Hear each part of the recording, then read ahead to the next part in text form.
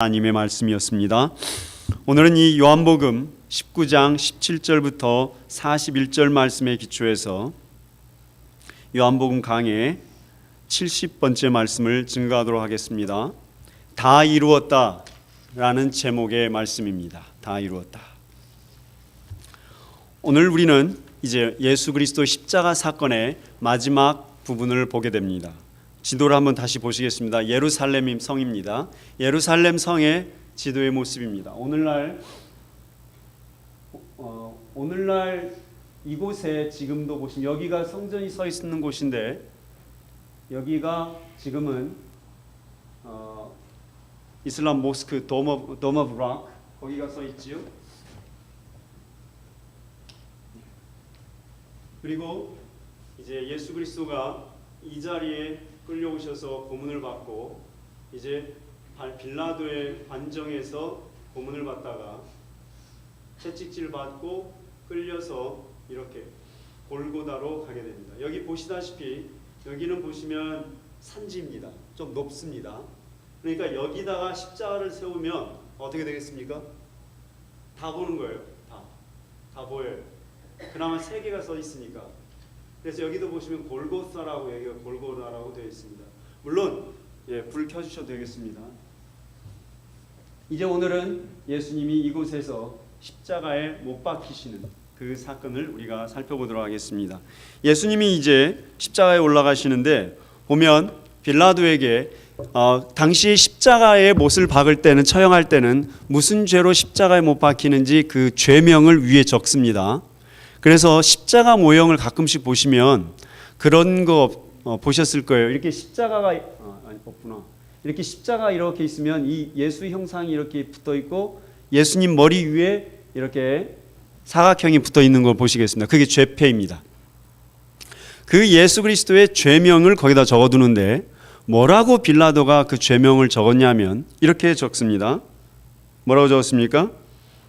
19절에 보면 뭐라고 적었어요? 빌라도가 패를 적었는데 유대인의 왕이라고 적습니다. 죄명이 뭡니까? 유대인의 왕. 예수가 왜 십자가에 달려 죽었습니까? 유대인의 왕이기 때문에 죽은 거예요. 유대인의 왕이기 때문에. 네.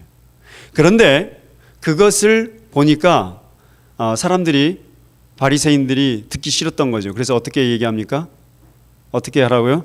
차칭 유대인의 왕이라 이렇게 얘기하는 거예요. 야, 차칭 유대인의 왕이라고 써라. 지가 왕이라고 그랬죠. 언제 우리가 왕이라고 그랬어? 이 소리예요. 자칭 유대인의 왕이다. 그러니까 빌라도가 뭐라고 대답합니까? 야, 내가 쓸 것을 썼다 이렇게 대답합니다. 이 말이 무슨 말이냐면요. 지금까지는 빌라도가 유대인들에게 끌려가지고 다 하라고 한 대로 했잖아요. 자기가 총독임에도 불구하고 막 숫자로 몰고 와가지고 안 하면 우리 뒤집어 엎어버린다. 너 로마 황제한테 고발한다. 그러니까 어쩔 수 없이 예수를 채찍질하고 십자가에 못 박도록 이제 사형 선고를 내린 것입니다. 근데 여기까지 와가지고 죄명까지 바꾸라고 하니까 빌라도가 뭐라고 얘기하냐면 야, 내가 쓸 건 다 했다. 무슨 말입니까? 내가 더 이상 휘둘리지 않겠다. 내가 본대로 썼다 이 소리입니다. 그러니까 자칭 유대인들은 예수 그리스도가 유대인의 왕인 것을 끝까지 부인하지만 그 잔인했던 빌라도는요, 굉장히 잔인했던 사람이 아닙니까? 그 잔인했던 빌라도 굉장히 무정한 사람이에요. 감정이 없는 사람이에요. 본인이 그렇게 얘기하더라고요. 써놨어요. 그 사람이 예수가 왕인 것을 깨달았어요. 그래놓고 하는 얘기가 뭐예요? 내가 깨달은 걸 내가 썼어. 더 시비 걸지 마. 할 만큼 했잖아. 이 소리입니다. 그래놓고 나서 그 죄목을 세 나라 말로 씁니다. 첫 번째 뭐라고 썼습니까? 히브리 말, 로마어, 헬라어 세 가지 말로 다 씁니다. 당시 로마어와 헬라어는 국제 언어였습니다. 그러니까 우리식으로 표현하면 한국어로 쓴 다음에 중국어로도 쓰고 그 다음에 영어로도 썼다 이야기입니다. 그러니까 거기 모인 사람들은 다 알아요. 왜 예수가 죽었는지. 왕이기 때문에 죽은 거예요. 여러분 이게 말이 된다고 생각하세요? 예? 왕을 잡아다 죽여보세요. 이걸 오늘 말로 더 쉽게 우리가 문재인 대통령이 지금 마음에 안 든다고 트럼프 대통령이 마음에 안 든다고 가서 죽여보세요. 그럼 저희는 어떻게 돼요? 우리는 암살자가 되는 거예요. 대통령이 마음에 안 든다고 가서 죽여버리면 뭘 해? 그런 형국입니다, 지금. 아무튼 그렇게 해서 유대인의 왕이기 때문에 예수 그리스도가 십자가에 죽었는데, 히브리 말로 로마 말로 다 썼다는 얘기는 뭐냐면 예수 그리스도가 단순히 유대인의 왕이 아니라 전 세계인의 왕, 모든 이들의 왕이 되셨다는 얘기입니다. 즉 예수 그리스도가 모든 이들의 죄를 사하기 위하여 십자가에 달려 죽으셨다는 것을 얘기하고 있습니다. 자, 여기까지는 우리도 많이 들어서 알고 있는 얘기들입니다. 그러실 겁니다. 좀 더우십니까? 온도를 좀 낮춰드릴까요? 됐습니까? 예수는요, 그렇게 해서 이제 십자가에 달렸는데 그 다음 내용들을 보시면 좀 이상합니다. 십자가의 이야기보다는 좀 이상해요. 왜 그러냐면 제일 먼저 나온 얘기는 사도 요한이 적은 얘기는 십자가상의 사건들 주변에 그 당시에 얼마나 많은 사건들이 벌어졌겠어요. 이 사람 저 사람 다 쓸만한 게 많았을 겁니다. 그런데 사도 요한이 적은 내용이 보면 굉장히 특이합니다. 제일 먼저 무슨 얘기를 하고 있습니까? 군인들이 예수를 못 박았잖아요. 예수를 못 박았는데 군인들이 예수가 입었던 옷, 그걸 통옷이라 하죠. 그냥 통옷을 가져다가 찢어서 각각 나눠 가지려고 했는데 그게 꽤 돈이 되거든요. 그런데 그렇게 하지 않고 어떻게 했다고 그랬습니까? 야, 찢지 말자, 나누지 말고 제비 뽑아서 가위바위보 해가지고 이긴 사람이 가져갑시다, 이렇게 있는 거예요. 그런데 거기까지 좋아요. 그럴 수 있으니까. 로마 군인들이 욕심이 나서 그럴 수 있으니까. 그런데 24절을 보시겠습니다. 24절 말씀에 뭐라고 얘기합니까? 왜 이렇게 했다고? 이는 성경의 말씀이 이루어지게 하려고 되었다, 이렇게 얘기합니다. 단순히 군인들이 옷 조각이 그 피 묻은 옷 조각이 아니겠습니까? 예수 그리스도가 맞았던 옷이니까. 그 옷 조각이 하나 나눠 가진 것이 무슨 대수라고 이걸 또 기록을 했어요, 사도 요한이. 그렇죠? 별 보잘것없는 일이에요. 만약에 영화로 만든다면 별로 주목받지 못할 사건입니다. 그런데 사도 요한은 굳이 그걸 기록하고 그 사건의 의미를 이렇게 적습니다. 이는 성경에 그들이 내 옷을 나누고 내 옷을 제비 뽑나이다 한 것을 응하게 하려 함이로라. 군인들은 이런 일을 하고 예수 십자가 옆에는 이러이러한 여자들이 있습니다, 이렇게 얘기하고 있습니다. 이건 시편의 말씀이 인용된 겁니다. 시편 22편 말씀에 이렇게 기록되어 있습니다. 즉 예수 그리스도가 죽기 전에 시편 말씀에 이미 예수 그리스도의 죽음을 이렇게 예견하고 있었습니다. 굉장히 신기하죠. 아무튼 예수 그리스도는 그 죽음이 이미 예견된 대로 말씀에 기록된 대로 이렇게 이루어지고 있습니다. 그런데 여기에서만 끝났느냐? 그게 아니고 28절에 보시면 또 이렇게 얘기를 하고 있습니다. 그 후에 예수께서 모든 일이 이미 이루어진 줄 아시고 성경을 응하게 하려 하사 이르시되 내가 목마르다 하시니, 이렇게 얘기합니다. 자, 여기에서도 예수님께서 무슨 말씀을 하셨다고 하셨습니까? 모든 일이 다 이미 이루어진 줄 알았다 얘기합니다. 그래서 성경을 응하게 하려 하시고 말씀이 이루어지게 하려고 이렇게 성경은 표현하고 있습니다. 그리고 나서 예수님께서 30절에 보시면 뭐라고 얘기하십니까? 다 이루어졌다. 즉 다 이루어졌다 이거예요. 다 이루어졌다. 다 이루어졌다. 그리고 떠나가셨다고 얘기를 하고 있습니다. 그리고 나서 31절부터 이야기는 무슨 얘기입니까? 바리새인들이 이제 유대인들이 빨리 예수를 못 박았잖아요. 그 시체를 빨리 치워버려야 그 다음 오후 5시 해질녘부터 안식일에 들어가잖아요. 예. 그 패스오버 아니죠. 안식일을 세버스, 이게 말하자면 우리 주일 예배 드리는 것처럼 그 사람들이 이제 금요일 저녁이 시작하거든요. 그러니까 예수님이 이제 금요일 아침에 달리셔가지고 오후에 돌아가시는데 빨리 시체를 치워버려야 정결하게 하고 가서 예배 드릴 거 아닙니까? 참 대단한 사람들이에요. 그렇게 무고한 사람들을 죽여놓고 가서 또 예배 봐.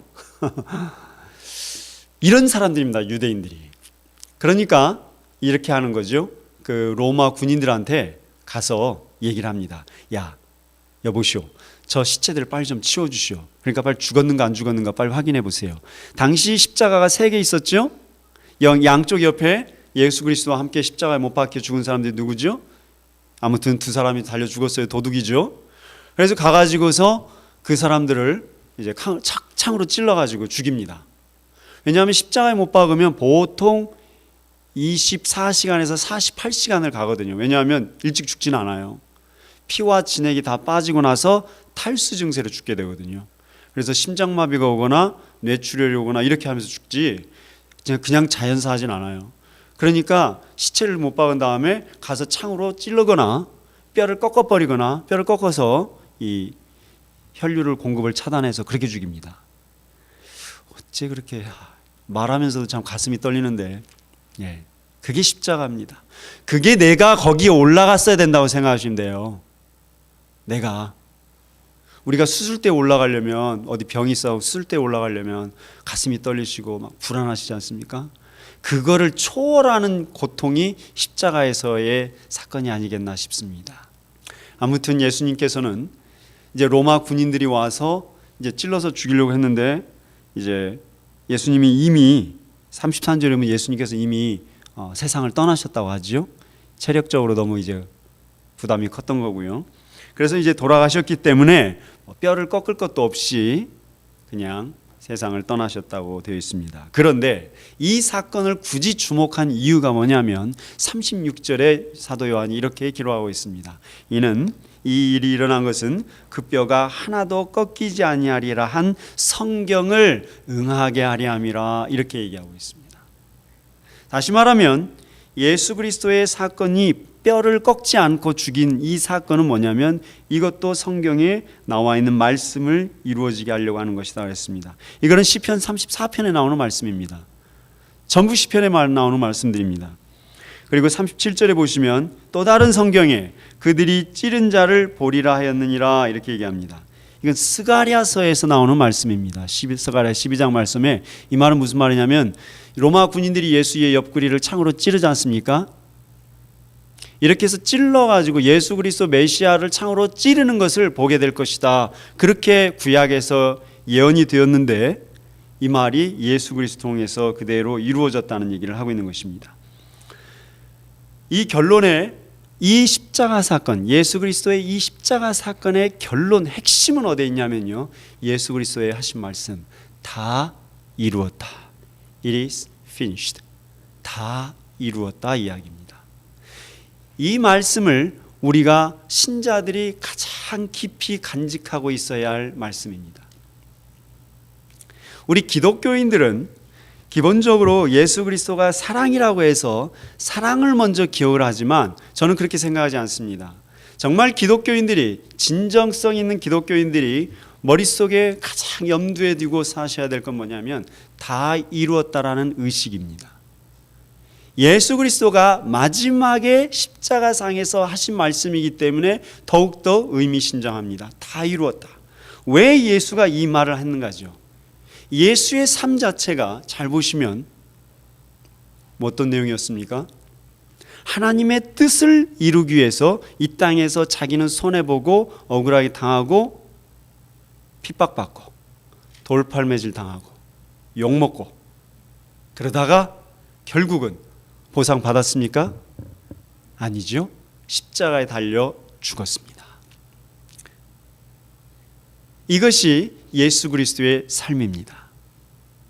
저희 신자들도 마찬가지입니다. 우리가 예수 그리스도의 제자라고 한다면 우리의 의식 속에 가장 근본 속에 있어야 될, 가장 우리 사고의, 의식의, 마음의, 영혼의 깊은 곳에 자리 잡아야 될 사고는 다 이루었다는 것입니다. 예수 그리스도와 같이 하나님의 뜻을 이 땅에 이루고자 부단히 애쓰고 노력하는 것입니다. 과연 그렇습니까? 우리는 내 생각대로 안 되면 하나님을 원망할 수 있습니다. 우리는 내 계획대로 안 되면 하나님이 없다 합니다. 우리는 내 뜻대로 되지 않으면 다 판을 뒤집습니다. 혹시라도 내가 그렇진 않은지 생각해 봐야 됩니다. 내 뜻과 내 생각과 내 계획과 내 생명을 추구하는가? 하나님의 뜻과 하나님의 계획을 따라 쫓아가는가? 이건 중요한 문제입니다. 이건 삶과 죽음을 가르는 길이라고 할 수 있습니다. 절대로 우리 뜻대로 신앙은 되지 않습니다. 절대로 내 뜻대로 인생은 돌아가지 않습니다. 그래서 신자들에게 있어서 가장 중요한 자세는 뭐냐면 이 다 이루었다라는 의식이 들어가고 안 들어가는 차이가 어디 있냐면 순종입니다. 순종. 신자들에게 있어서 가장 중요한 자세는 순종이라고 말씀을 드려야 될 것 같습니다. 순종입니다. 어제 제가 미국 그 서점에 가보니까 기독교 서점에 가보니까 이 베스트셀러로 막 이렇게 책들이 모여 있는데 미국 저명한 목사님이 그런 책을 썼더라고요. Insanity of Perseverance. 그 순종의 미친 짓. 한국말로 그대로 번역하면 순종하는 것은 과연 그렇겠습니다. 말이 안 되는, 이해가 안 되는 것입니다. 저도 처음 신앙생활을 시작할 때 제일 먼저 제 선배 목사님들한테 배웠던 게 뭐냐면 순종하는 걸 알아요. 순종. 그래서 영적 DDT라는 게 있습니다. DDT가 뭐냐면요, 그 군대에서 가장 심한 훈련 부대가 DDT라고 하잖아요. 근데 그걸 바꿔갖고 Dead Dog Training, 죽은 개 훈련. 정말 신자로서 하나님의 제자로서 쓰임받고자 할 때는 죽은 개처럼, 죽은 개는 아무리 들이차도 반응이 없습니다. 그것이 예수 그리스도의 제자의 모습이라고 우리가 볼 수 있습니다. 이게 되지 않으면 베드로와 같이 됩니다. 예수 그리스도와 십자가 전에 베드로는 혈기 부리며 칼을 빼가지고 사람의 귀를 잘라버리는 그러한 사람이었습니다. 그런 그가 예수 그리스도 십자가 이후에는 그저 순종하고 그저 영혼들을 돌보고 자기의 뜻과 삶과 계획은 내려놓고 그저 하나님의 뜻에 순종하며 나아갔던 사람 아니겠습니까? 그래서 베드로는요, 나중에 십자가로 전승에 의하면 그렇습니다. 베드로도 십자가에 달려 죽습니다. 그런데 베드로가 그렇게 얘기합니다. 마지막에 내가 어떻게 감히 예수 그리스도와 똑같이 십자가에 달려 죽겠느냐. 그래서 베드로를 거꾸로 십자가에 박아서 순교했다고 합니다. 이 말이 안 되죠. 그 혈기방장했던 베드로가 거꾸로 십자가에 달려 순교할 정도의 사람이 되었다는 것은 우리에게 참 시사하는 바가 큽니다. 우리 신자가 정말 내가 예수 그리스도의 제자라고 말하고 산다면 우리 속에 염두에 두어야 될 것은 내가 정말 하나님의 뜻에 순종하고 사는가, 그래서 십자가에까지 이루고 죽기까지 하는가, 이 하나님의 뜻을 우리는 계속 생각해 봐야 합니다. 요즘은 우리 신자들은 그렇게 생각합니다. 사탄이 교회를 통해서 교회를 무너뜨렸다고 합니다. 풀러 신학교의 선교학 교수로 가장 탑으로 꼽고 있는 에디 깁스 목사님이 있습니다. 그 양반이 Church Next, 다음 세대의 교회라는 책에서 그렇게 말을 해요. 대형 교회가, 우리는 대형 교회를 추구하면서 메가 처치, 대형 교회를 찾아 지금까지 신앙생활을 해왔다는 거죠. 대형 교회 가면 사람들이 많고 그러니까 뒤에 숨어가지고 편안하게 신앙생활을 할 수 있는 거예요. 그런데 그 책에서 에디 깁스 목사님이 오스 기니스 목사 있죠? 오스 기니스 목사님은 꽤 한번 책을 읽어보시면 좋을 것 같은데 그 양반이 그런 책을 썼더구만요. 대형 교회는 결국 사탄과 같이 밥을 먹는 것이다, 이렇게 표현을 했습니다. 물론 극단적인 표현이기도 하지만 우리는 그렇게 생각합니다. 왜 그러냐면 우리는 숫자 많은 것이 영적으로도 좋은 것으로 생각할 수 있습니다. 그러나 대형 교회는 오히려 활력이 없을 수 있다라고 얘기를 하는 것입니다. 왜 이것이 지금 제가 말씀을 드리냐면, 예수 그리스도가 십자가를 지었던 그 제자도의 삶을 잘 보시면 예수님은 효율적으로 사역은 안 하셨어요. 효율성은 전혀 없어요. 몇천 명을 할 수 있는 능력을 가지고서는 12명도 제대로 못 해가지고 다 떠나갔잖아요. 효율성을 따지면 이득을 못 낸 사람입니다. 부흥은 무슨 놈의 부흥? 예. 예수 그리스도와 부흥과는 아무 관계 없어요. 예수 그리스도가 얘기했던 것은 뭐냐면 integrity, 진정성을 얘기했어요. 진정성, 사도, 예수 그리스도의 제자도, 예수 그리스도의 제자로서의 진정한 모습은 어디에 있다고 그랬습니까? 숫자 많이 늘린 게 아니고 하나님 말씀대로 했느냐, 하나님 말씀대로, 하나님의 뜻대로, 하나님의 계획대로 했느냐에 관련된다고 보면 되겠습니다. 예수 그리스도가, 사도 요한이 예수 그리스도의 십자가 사건, 마지막 사건 때 십자가를 예수가 이렇게 졌다, 그 사건을 얘기하지 않고 다만 얘기했던 건 뭐냐면 예수 그리스도가 말씀을 이루고자 십자가를 졌습니다. 이 이야기를 4번을 반복을 하고 있습니다. 성경에서는 2번만 반복이 돼도 굉장히 중요하게 봅니다. 그런데 4번이나 반복됐다는 것은 사도 요한의 이해는 뭐냐면요, 십자가는 뭡니까? 우리는 십자가 하면 단순히 예수가 내 죄를 졌습니다, 내 죄를 사하셨습니다, 땡큐, 감사합니다, 그리고 끝나요. 그런데 사도 요한은 그렇게 생각하지 않았습니다. 예수 그리스도가 십자가를 졌다는 것은 뭘 말하는 겁니까? 하나님의 말씀에 순종하는 자의 최정일정이 바로 십자가를 지는 것이라 그랬습니다. 물론 이 십자가를 지고 나면 그걸로 끝나느냐, 그렇지는 않습니다. 걱정하지 마세요. 십자가 이후에 부활 사건을 기록하지 않습니까? 예수 그리스도가 십자가를 지고 나서 세상에서 끝났느냐, 그게 아니죠. 사도 바울이 그의 빌립보 서신에서 이렇게 얘기를 하고 있습니다. 예수 그리스도는 본래 하나님이셨는데 다 버리고 십자가를 지고 죽기까지 뭐라고 얘기하십니까? 그 다음에 죽기까지 복종하셨으니 이렇게 얘기합니다. 순종이라고도 안 했습니다. 복종이라고 했습니다. 복종. 그러니까 사도 요한의 이해와 사도 바울의 이해가 똑같습니다. 하나님이셨는데요, 십자가는 무슨 십자가? 다 칼로 휘두를 수도 있었던 분인데 십자가를 지라는 하나님의 말씀에 복종하셔서 죽었습니다. 십자가에 죽었습니다. 그러고 나니 그 성경 말씀에 이렇게 표현합니다. 하나님이 그를 모든 만물 위에 가장 뛰어난 자로 높이셨더라, 이렇게 얘기하고 있습니다. 십자가 이후에 부활을 같이 얘기하고 있습니다. 우리가 이제는 십자가를 생각할 때는요, 단순히 내 죄를 사하셔서 내가 잘 먹고 잘 살게 축복해 주셨다, 그 차원이 아니라 이제 좀 더 들어가시자고요. 예수 그리스도가 우리를 위하여 십자가를 지신 이유는 뭡니까? 하나님의 뜻대로 순종하며 살라고 십자가를 지신 것입니다. 그러니까 기본적으로 신앙생활을 해보시면요, 이해가 안 됩니다. 솔직히 신앙생활을 하다 보면요, 이해가 안 됩니다. 이해가 안 돼요.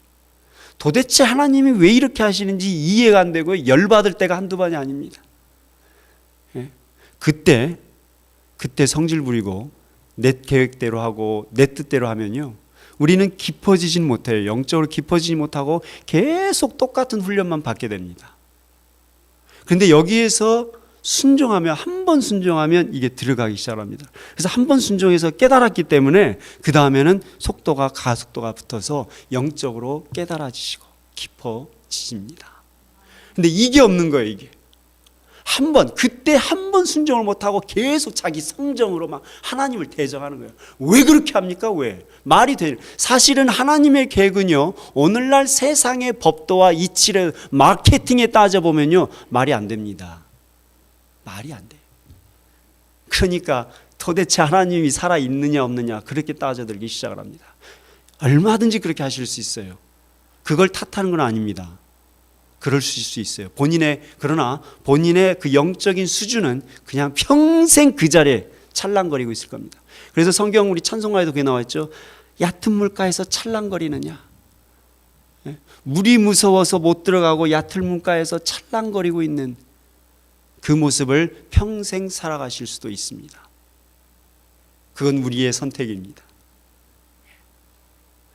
그 선택의 기로는 결국 순종입니다. 순종. 그 순종했던 사람 두 사람을 예시를 여기에서 사도 요한이 보여주고 있습니다. 우리 38절부터 이야기입니다. 굳이 예수의 십자가를 보면서 시체를 갖다가 이제 죽은 것까지 다 확인했어요. 그런데 굳이 그 밑에 보면은 누가 있어요? 막 여자들도 있고 막 울고 불고 난리일 거 아니겠습니까? 그런데 그때 사도 요한이 굳이 아리마대 사람 요셉을 다 얘기를 해줍니다. 아리마대 사람 요셉 하니까 뭐 별것 없는 사람 같지만 이 사람이 당시 산헤드린 공회원입니다. 산헤드린 공회원이 누군지 아시죠? 오늘날 상원 의원입니다.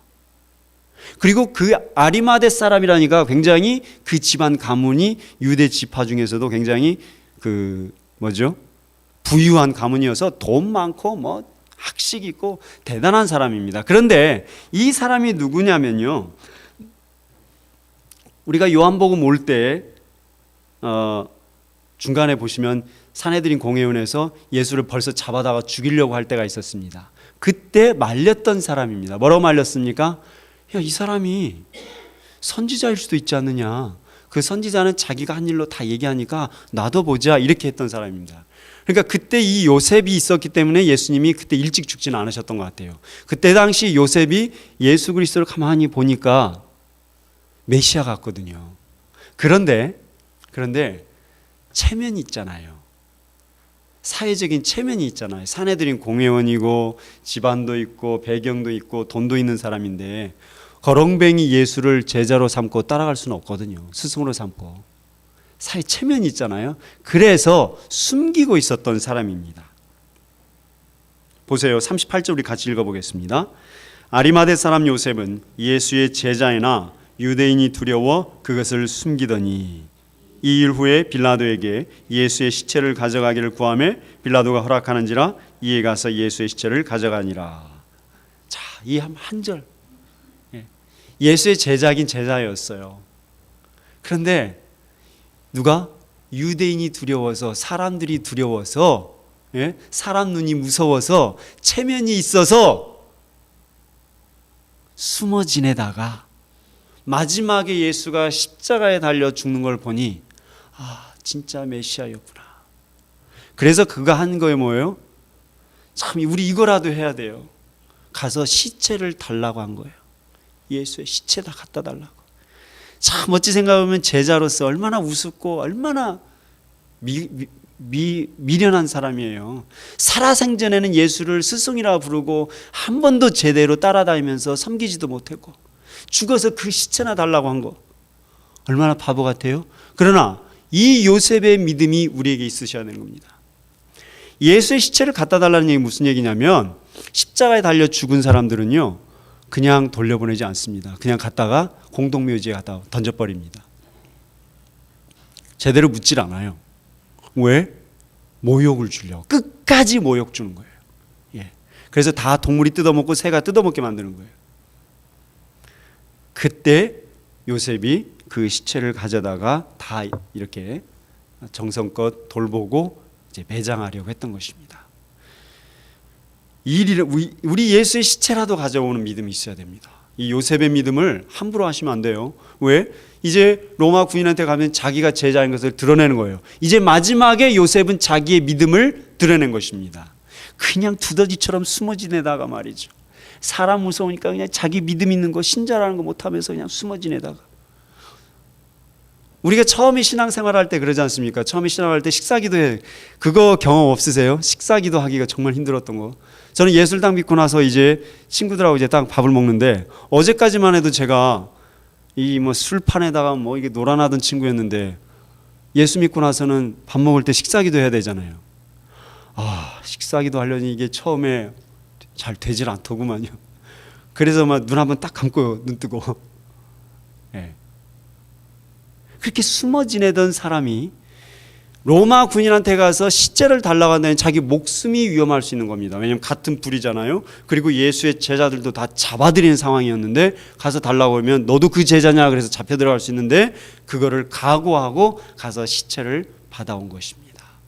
그래서 요셉은 여기에서 자신의 신앙을 선포합니다. 나는 예수 그리스도의 제자입니다. 죽이려면 죽이시고 잡으려면 잡으시오. 이렇게 나아간 것입니다. 또 한 사람 더 있습니다. 이 순종의 삶을 살았던 사람. 요셉이, 아리마대 사람 요셉이 가서 시체를 받아오라는 그 마음이 들었던 거죠.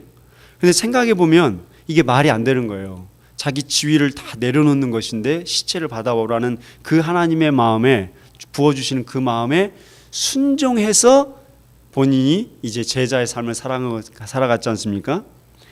그와 동일하게 니고데모가 있습니다. 우리 39절부터 40절 같이 읽어보겠습니다.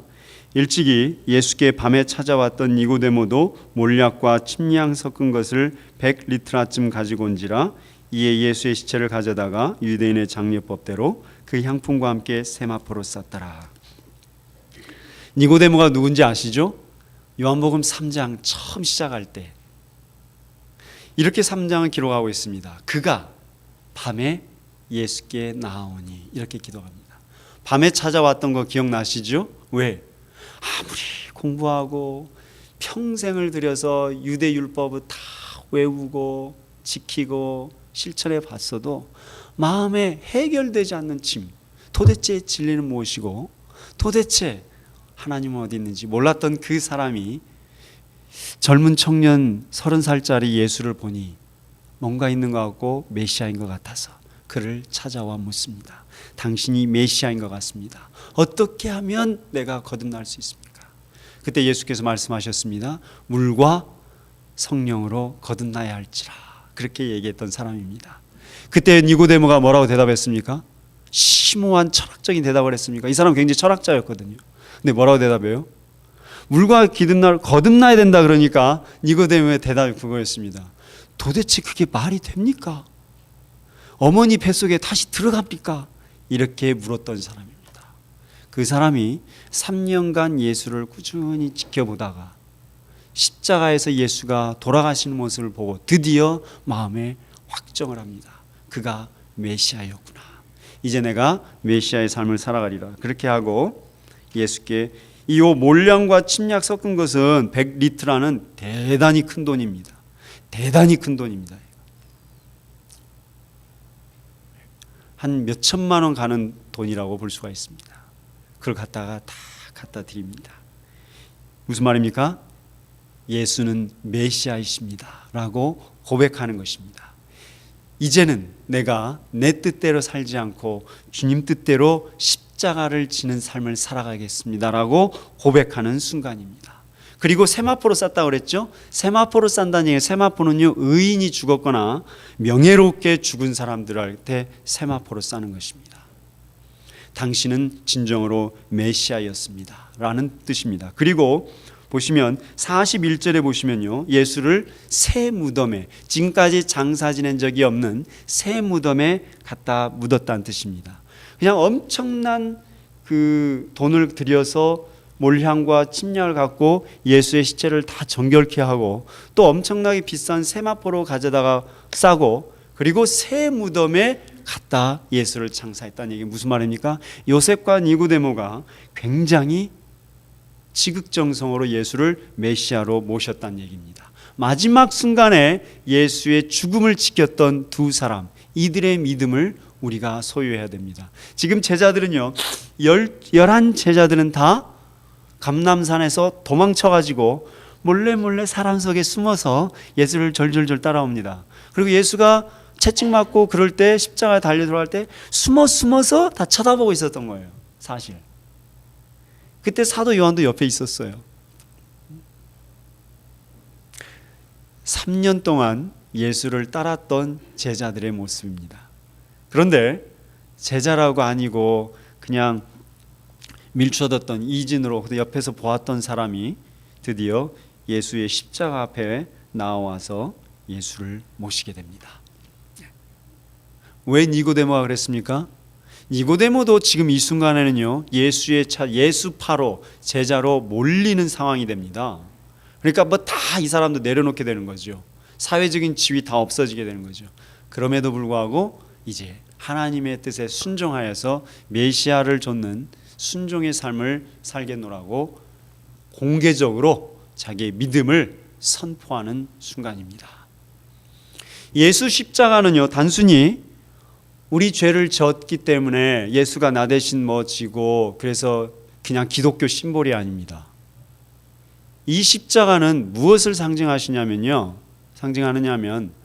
내 뜻과 달라도 절대적으로 하나님의 뜻대로 살겠노라고, 절대로 하나님의 뜻에 어긋나서 살지 않겠노라는 우리의 고백이요 결단이 이 십자가입니다. 이 십자가의 이해를 좀 더 깊게 해주시기를 간절히 부탁을 드립니다. 단순히 내 죄를 사하신 십자가, 내 구원을 위한 도구, 그래서 뭐 목걸이 걸고 다니고 그거 아닙니다. 십자가 목걸이 걸고 다니고 자동차 뒤에 십자가 범퍼 스티커 붙이고 다니고 뭐 그런다고 신자 되진 않아요. 우리의 성정이 변화되지 않습니다. 이 십자가의 의미를 순종으로 연결시켜서 어떻게든지 이해가 안 돼도 순종하고자 하는 그러한 그 결단을 하고 계시면 보이십니다. 십자가의 의미가 보이십니다. 왜 내가 지금 이 자리에 이 순간에 이곳에 있는지 이해 안 돼요, 사실은. 그런데 그때 우리가 순종하며 나아갈 때 하나님께서 알려주시리라 믿습니다. 십자가의 깊은 세계로 나아가시기를 축원합니다. 기도하겠습니다. 거룩하신 하나님 아버지, 감사합니다. 우리의 죄를 위하여 십자가에 지신 주님, 이제는 우리를 향하여서 순종의 삶을 가르쳐 주시니 감사합니다. 하나님, 오직 하나님의 뜻을 위하여, 오직 하나님의 계획을 위하여 우리가 이 땅의 삶을 살아감을 깨닫게 하여 주시고, 진정으로 예수 그리스도의 제자도의 삶을 살아가도록 저희를 지켜주시길 간절히 소원하고 기도합니다. 우리 주 예수 그리스도 이름으로 기도합니다. 아멘.